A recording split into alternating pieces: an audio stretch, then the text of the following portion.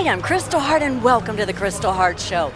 We are at Gleason's Gym in Brooklyn, New York, for the media workouts leading up to the Danny Garcia versus Jose Benavidez Jr. fight, which takes place Saturday, July 30th. It'll be at the Barclays Center, and it'll be broadcast live on Showtime. We have Danny Swift Garcia will be making his debut at super welterweight. Once again, that takes place at the Barclays Center, and it's on July 30th, broadcast live on Showtime. Danny's moving up to this super welterweight. What do you think some of the downfalls, pitfalls are of coming into a different weight class? Oh, it's plain and simple. It's too small for 54. I mean, he started fighting, what, 35? 35, 30, 40, 35, you know. I feel like he's just too small at 54. Come Saturday night, I'm gonna show the world. We know that you don't want to. This is different, you know. It's right here at the Barclays Center, and it's gonna be good. Every fight I take as the biggest fight of my life, you know. Come Saturday, it's gonna be the biggest fight. We're focused on that, but I'm ready. I'm ready to go. You've had the preparation with Crawford, Jose. What do you think that you bring into this fight that Danny Garcia is underrated? Because he seems very confident going into this fight with you. I mean, that's good that he's confident. It's just that he'll find out come Saturday. 154 is not for him. I fought Crawford with one leg, and I gave him a hell of a fight. You see what he did Sean Porter? So I suppose he had a good two good legs, that he had more talent than me. Took him out. He took all these guys out. It's better not to underestimate me. You know, I know what I'm capable of, and I know the power I got. So he better be ready. We know that you're extremely confident, but is there a few things that Danny does really well that you just like? I'm not worried about anything he does. I'm not worried about it. Like I said, I know what I'm capable of. I know the power I have. I know how I train. Not only that, I mean, I spoiled my brother. That's at 168. So Danny's punches can't do shit to me. You feeling good about fighting at 154 and about fighting Danny at 154? I feel great. I fight at 54. I'm a big guy for 40, 47. So, I mean, like I said, I've had a great camp, tremendous training camp, and I'm really motivated. I feel better than ever. You spoke on sparring your brother. Who else did you spar this game? Who else do I spar? Do I spar everybody? No, but I mean, I work a lot. I mean, I've been working with my brothers since we were kids, you know. Like I said, it can't get any better. If I could take I'm sorry about that. I'm punching from a 68 pounder. I spar guys that fight at 200. 154 is not a problem for me. I walk around at 190, 180. So. And how's the leg, Jose? My leg is good. You know, we've been training with Chris Denina. Where's Chris at? He's somewhere out there and around, but we've been training with him, working on my leg a lot, and we've been doing a lot of things that I didn't do before. And more than anything, I'm just motivated. I'm happy. You know, all these other camps I haven't really been happy, been far away from my family. But this camp we did it back home in Seattle. You know, I got to see my daughters every day after the gym, my wife, and I just feel really motivated. And, you know, this is my time to shine. My last fight I didn't do so good. You know, I feel like I try to do so much, I didn't do shit at all. So I mean, everything happens for a reason, and this fight I feel confident, motivated, and I mean, I'm ready to fight. And you think you're ranking amongst the best at 154? I know I could beat the best at 154. So, starting Danny, they better line him up. Saquon Jones with the Boxing Voice. Talk about how this is another Puerto Rican versus Mexico. How those. You know, I don't see it that way. I just feel as you know, all Hispanics. You know, this fight's for all Hispanics. You know, whether you're Puerto Rican, whether you're Mexican, whether, you know, everyone. Because of the Hispanics, because everyone that watches boxing, we're here. You know, because of them. Because all the fans, you know, they pay for the fights. You know, if it weren't for them, you know, who knows where these big shows would be at. So, I mean, I'm just putting a show for everybody. Those are using some barn burners, though, from like Trinidad and De La Hoya, all the way That's around, old school, though. You're taking it back old school. Yeah, I could have changed in that fight, you know, but Crawford's the best of the best. A tricky fighter. My hat's down to him. My hand's down. I respect him, you know. You see, the thing with Crawford is he breaks you down, you know. You might catch him early, but he adjusts you, you know. And he's just been taking everyone out. And, you know, I can't hate on that. I respect him for that. Gotcha. Well, I mean, other than Danny, and I know you said you want to fight Crawford, but Crawford is fighting at 147. I don't think you'll be moving back down. You just said Hell no. ran at 190, so kind of doubt you get back down. We'll do one more, guys. Is there another guy that you kind of see after Danny? Like, okay, if I beat this guy, Let's go with the Charlos. I'll fight Charlos. I'll fight whoever. Like I said, I'll fight anyone. The Charlos do have a big mouth, so we can run it too. Are you impressed by his skills overall? I'm not impressed by his skills at all whatsoever. I mean, this is the way I say it. You know, there's a lot of good fighters, but I focus on me being the best I can. really, I'm not impressed by the guys. You know, everyone, every fight, even the worst fighter has something good about them. You know, but I'm not. For me to be say he's the best of the best, no, he's not. Thank you, Jose. Thank you, guys. Thank you. Let's just show the world that I'm ready for the new weight class. I'm ready for show them how strong I am, and it's my debut at 154, and I'm gonna go in there and make a good statement. Good statement. You gonna bring out the fans like you usually do here at the Barclays? Yeah, you know, we hope everyone comes out, have a great night, the Danny Garcia show. So if you didn't buy your tickets yet, sorry about that. If you didn't buy your tickets yet, make sure you go buy them or you watch it on Showtime. Danny Benavidez said that, plain and simple, you are just not big enough for the super welterweight. What's your comment on that? He gonna see how big I am on Saturday. Yeah, he gonna see how big I am on Saturday. Pause. He talked about sparring his brother, who's one of the top dogs at 160. Yeah. And he said that that's gonna prepare for this fight. What are you doing to prepare? Who have you sparred? I used to spar my brother too, but it ain't the same. You ain't going hard. Like, it's family. You feel me? So it's friendly competition. But I got the right sparring. I got guys who's 5'10" and taller, weigh 170 pounds, same type of style. So we prepare perfectly. I feel like we had a perfect camp. And it's not really about weight, man. It's not really about weight. It's about skill. Boxing is about skill. You don't become a 3-time world champion because you're just bigger than somebody. Boxing is about skill and technique, and that's what we bring to the table. What are some of your goals at 154? You know, my first short-term goal is to get this W on Saturday. And then after that, we set some new goals. And what do you expect out of Benavidez as a challenger? You know, I expect him to come fight, you know. He's a fighter. That's all I can expect. Other than that, we're going to expect me to do my thing.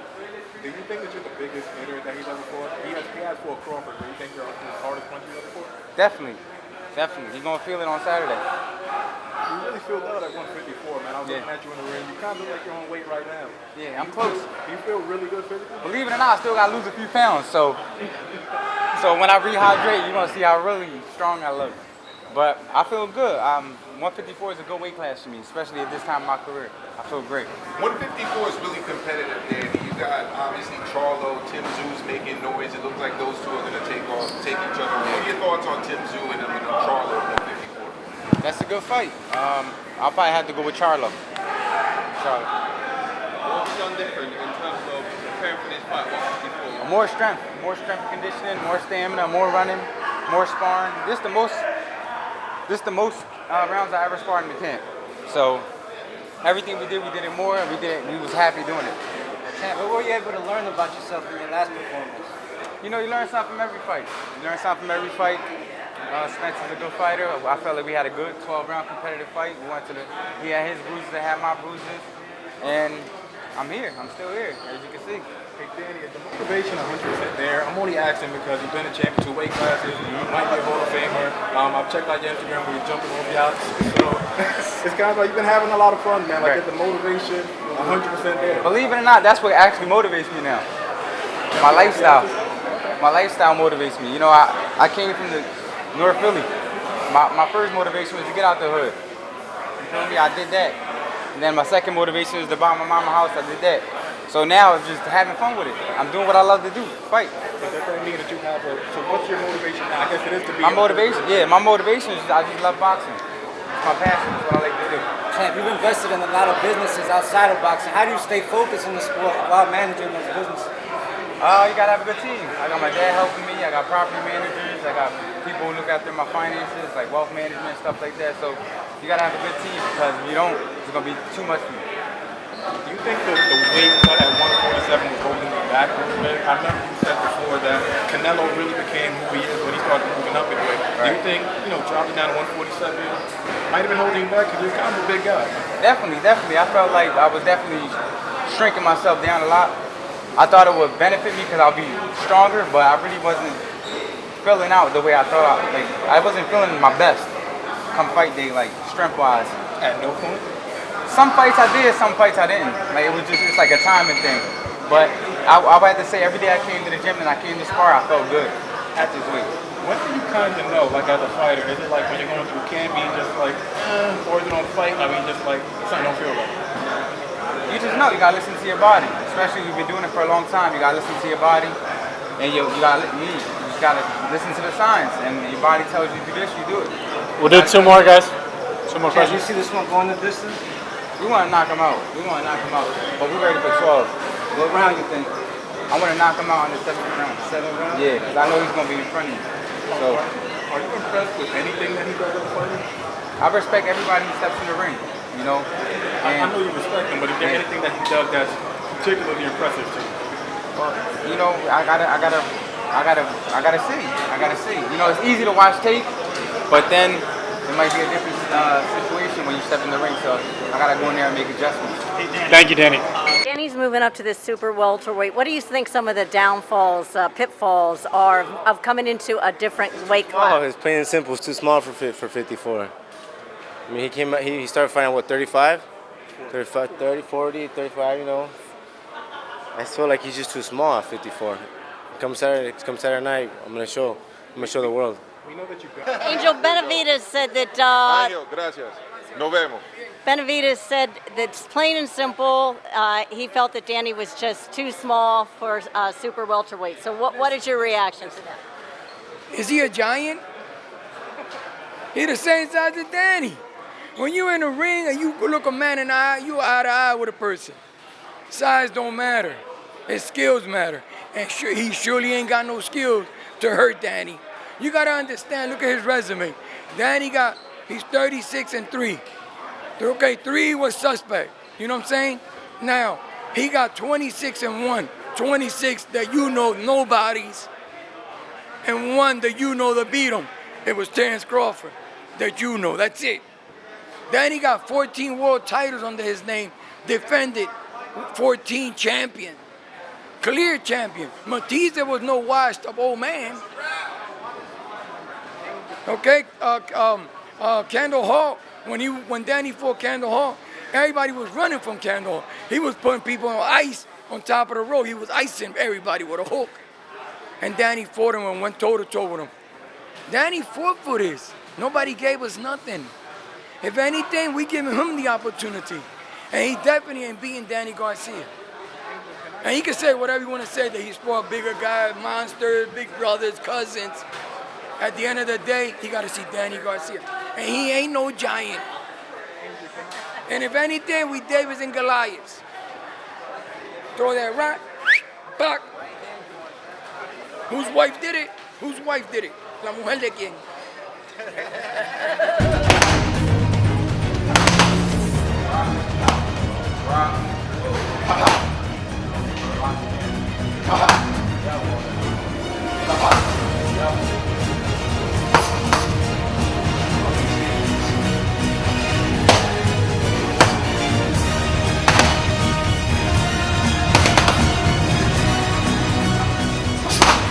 About information, he was saying a lot about distance while you were working out. Tell me what you got out of that. What exactly are you talking about? Distance between people, family? No, distance when he was when you were working out in the ring, you know, and not to walk into a shot. Yeah, like I said, the Marcus Queensbury of the sport is to hit and not get hit. And a lot of times you come up against opponents, stiff opponents like Rances Barthelemy that comes off as a crafty fighter. You know, those fighters like him like to lure their opponent into, I guess, a knockout shot or a clean shot because they are a different skill type of fighter. You got brawlers, a person that's going to walk you down, just use their brute strength because they got muscles. You got tall fighters that's just going to box you and stay away from you because they're long, they got long arms. And then you just got some people that's just right in the middle. They don't got too much puncher power, but they still got skill. And the thing that works against them most is their gas tank, you know, their oxygen. They got to have a lot of stamina. So what that brings you into a case of is you being a slickster or a crafty fighter. You using your veteran moves. Now, Rances Barthelemy, a lot of people call him a journeyman because he's been around the block. He's not a new fighter. You know, he got to the position he's in now because he done beat the competitors he done beat. You know, and these fighters have been ex-champions or runner-ups. And it got him to the position to be an ex-champion or a so-called journeyman or to have the accolades that I need to get to the next step for myself. And right now, I think he's ranked number 4 or something like that. If I beat him, I take his seat, and I be in a better position, and I be closer to a title eliminator. That's the whole game. You know, the closer you get to a title eliminator, you get your title. You keep going to the next until you get the green belt. I won all of them. I won all of them. But like I was saying, Rances Barthelemy, he's right in the middle. He don't have too much punch power, but because he come from where he's from, Cuba, all of those fighters, they come with a crafty style. No matter how big or how small, they just all have these crafty styles. You know, so when you hear my brother, Mr. Gary Russell, saying, don't fall in, make sure you closing the gap, sliding over, that's so I won't get hit with a shot. Whereas though Rances Barthelemy was trying to lure me in with his tricky movement or what may have you. If he can't move, how could he move? How could he trick me or get anything off? Because I'm smothering him. I'm cutting off the ring. I'm closing the distance.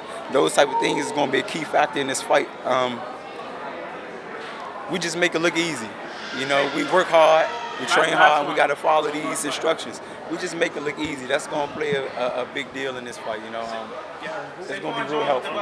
We live for this, you know. It doesn't define who we are, though. You know, this is what we do, but it don't define who we are. But knowing the fact that this is what we do not undermine the importance of it. You know, Right opponent at the right time? definitely. It could have been someone else.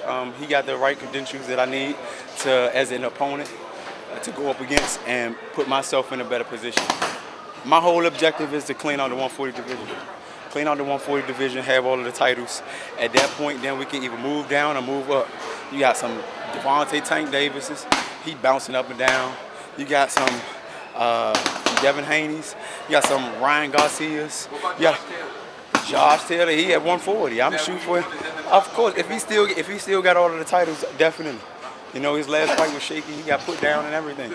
I charge it to the game personally because getting hit in this sport, that's bound to happen. That just shows the high level of expertise in the individual when they're participating in this sport. You see them getting hit less versus more. That's what made Floyd good. You know, he know how to bob and weave. That's what made Muhammad Ali good. He know how to bob and weave. And because the Marcus Queensberry of the sport is to hit and not get hit.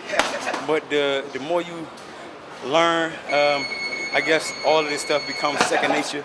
And I think that's when then a fighter or individual understand the fact that they don't have to magnify the things that they're doing. They just continue on executing the things they've been doing, and they're going to become out victorious. You know, they're going to be in the position that they want to be in, and that's all I'm doing. I lost my father, still grieving, all of my brothers. So we always stayed as a close-knit family, well family on it, and et cetera. And for a main mantelpiece like that of our family to be gone now, it's been a challenge for us, but he instilled a lot of information to us, instilled a lot of wisdom, drive, integrity, and then some, you know, things of moral purpose, moral fiber. And I thank my father for that eternally. But even with that being a challenge, I'm here. We all here as a family still, because that's what we always been doing as a family. So to keep that going on, it's kind of like something that's a chore of all of ours. You know, just keep this family legacy going. That's a priority and a chore, you know, of all of ours. And that's all I'm trying to do, trying to keep it going. Of course, it's heavy, and it's a lot of pressure and pain that I'm feeling, but I gotta go through all of that. You know, as adults, you gotta go through all of these type of things. It's about adversity. You know, you gotta have a sense of adversity, dealing with just life period. And as you grow older, that's what you're gonna learn more and more, because things ain't always gonna go your way, and everything ain't gonna be easy to get. You might have to work your ass to get it, and it might be an unfair type of outcome sometimes. But that don't mean that you stop where you are. You continue going forward, and we're just trying to keep that type of vibe going, you know, that type of excitement going and energy in our family. So when y'all see me and I got a little smirk or smile, that's because I've been absorbing energy from my extended loved ones, like my fans, my family. They've been helping me mold myself, you know.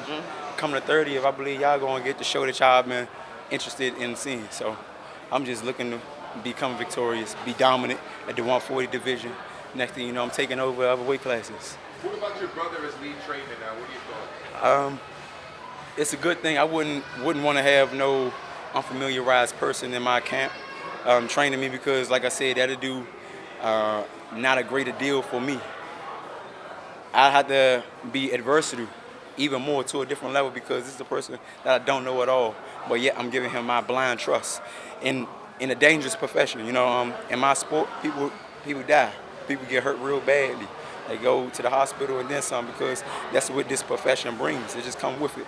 And with that being known, I gotta have the best people in my corner and the people that I most trust in my corner because these are the people that's gonna be my eyes and ears and giving me the instructions to be victorious. And if I can't trust those type of beings, my fight night or my day will be real sloppy and real ugly and unfortunate for me probably. You know, but due to him being my oldest brother, him being in my corner my whole career, it's a bittersweet thing because my dad not there, but it makes it easier because it's still my older brother. And if I was be willing to take any type of information from anyone, it would be someone from my family. You know, in a crisis moment, in a ring, you never know how the fight going to take a toll, but you just got to trust your cornerman, you know, at any given time. And like I said, him being in my corner, it's a bittersweet thing because I know he don't have the IQ that my dad has, but he still has a high-level IQ of the sport. He held the WBC title for as long as anyone in the sport, period, Mr. Gary Russell. With that type of information, that type of skill set, those type of eyes for the sport, I think it'd be a benefactor for me, for us as a family, and it'd be helpful all in all. I just wish that my father was still here. You know, he don't have the tools that my father had, but he definitely got the blueprint. Hi, I'm Kristal Hart, and welcome to the Kristal Hart Show. We are at the Barclays Center in Brooklyn, New York for the final press conference leading up to the Danny Garcia versus Jose Benavidez Jr. fight, which takes place Saturday, July 30th here at the Barclays Center and broadcast live on Showtime. We have Danny Swift Garcia, who is a two-division world champion, moving up in weight to super welterweight, once again going up against Jose Benavidez Jr. And now, the press conference. Danny Swift Garcia, 36-3. He's got 21 knockouts. Let me bring to the podium, folks. Fights out of that fighting city of Philadelphia, PA, Danny Garcia.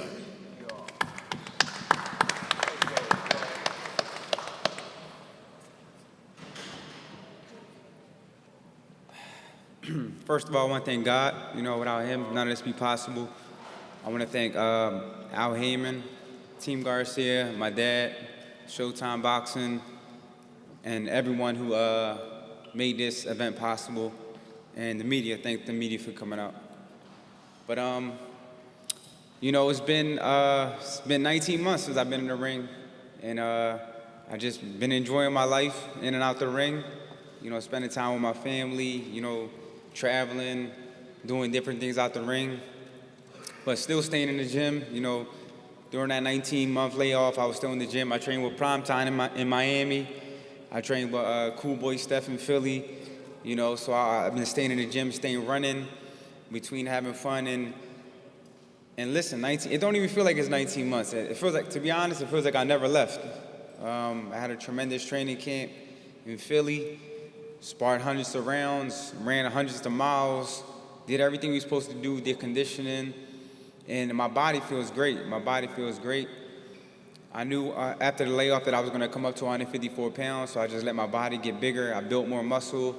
My mind is good, mentally, physically. I think that's the most important thing for me in this part of my career is just being mentally focused and physically strong. So I feel like once Danny Garcia is mentally and physically strong, that, you know, no one could touch him.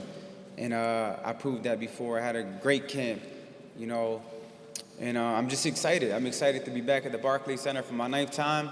I'm looking to break some more records here. I didn't even know Adam fought 11 times. I thought I was the most, so. Guess we got a sparring match to say no. But I see you in Miami. Yeah. But I'm excited, man, to be on the card with all the young fighters, Vito, Gary Russell. Man, it's tremendous. I just can't wait. The Danny Garcia show's back. Like I said, I fought 15 world champions. Steven, I didn't even know I fought that many world champions. Thank you. I got the chills listening to that. It motivated me more. So I definitely feel good. Come Saturday night, it's going to be the Danny Garcia show again. And I appreciate everybody coming out. And if you didn't get your tickets, make sure you watch it on Showtime because it's the Danny Garcia show. All I have in this world is my balls and my word. And I don't break them for no one. You understand me?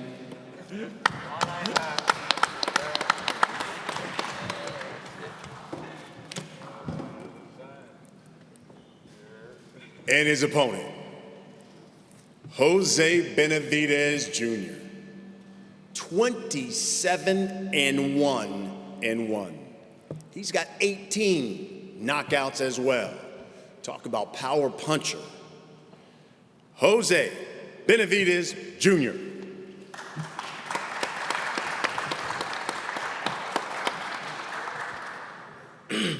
How's it going, everyone? First off, I want to thank God. I want to thank Al Heyman, Danny Garcia's team for giving us opportunity. My team, just everyone out there has been supporting us. I'm ready. I'm ready to go. I feel ready. I feel strong, and I'm just happy to be here. I'm happy to be in the mix. I'm happy to fight in this big arena, and I'm ready to show the world 154. I'm the one at 154. Actually, I'm still on the diet. I didn't eat yet today. So I'm going to blow up. I'm going to blow up overnight. I'm going to get up to like 164, 163.